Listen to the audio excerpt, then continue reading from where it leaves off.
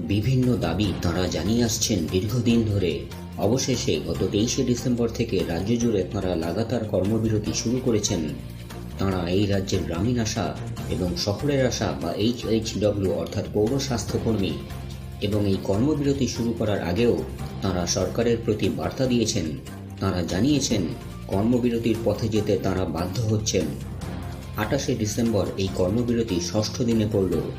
এই অবস্থায় এই আশাকর্মীদের পরিষেবা থেকে যেসব মানুষ বঞ্চিত হচ্ছেন তার দায় কার?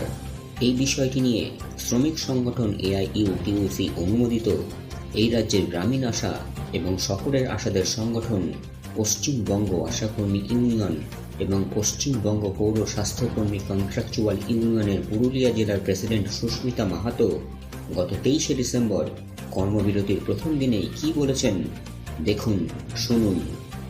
এখন স্বাস্থ্য পরিষেবা তো ব্যাহত হবেই। আমরা সরকারকে প্রায় 1 মাস ধরে বলে যাচ্ছি যে আজকে সরকার যদি আমাদের সমস্যার সমাধান না করে তাহলে কিন্তু আমাদের আশা দিদিরা কর্মবিরতিতে যেতে বাধ্য হচ্ছেন। ফলে আজকে যদি স্বাস্থ্য পরিষেবা ব্যাহত হয় তার দায় সরকারের, তার দায় প্রশাসনিক দপ্তরের। কেননা আজকে 15-20 দিন আগে থেকে আমরা সমস্ত দপ্তরে আমাদের কর্মবিরতি করার জন্য যে কপি নোটিশ, সেই নোটিশ আমরা দিয়েছি। 15-20 দিনের মধ্যে তাদের একদিনও বসার সময় হলো না আশাকর্মীদের সঙ্গে, এই বিষয়টা সমাধান করার তাদের সময় হলো না।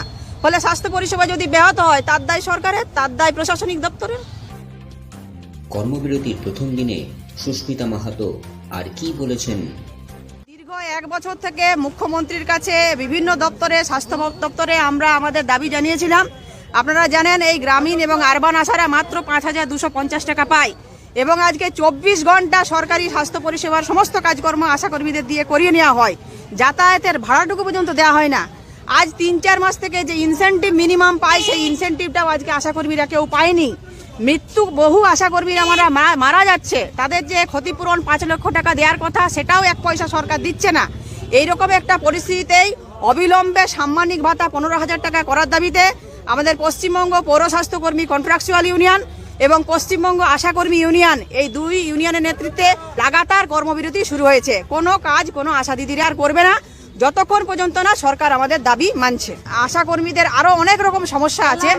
খেলা মেলায় বিভিন্ন জায়গায় বিনা পারিশ্রমিকে আশাকর্মীদের কাজ করানো হয়, এইগুলো একটা টিফিন পর্যন্ত দেওয়া হয় না। এইগুলো বন্ধ করতে হবে। বিনা পারিশ্রমিকে কাজ করা চলবে না, আমাদের বহুদিনের দাবি।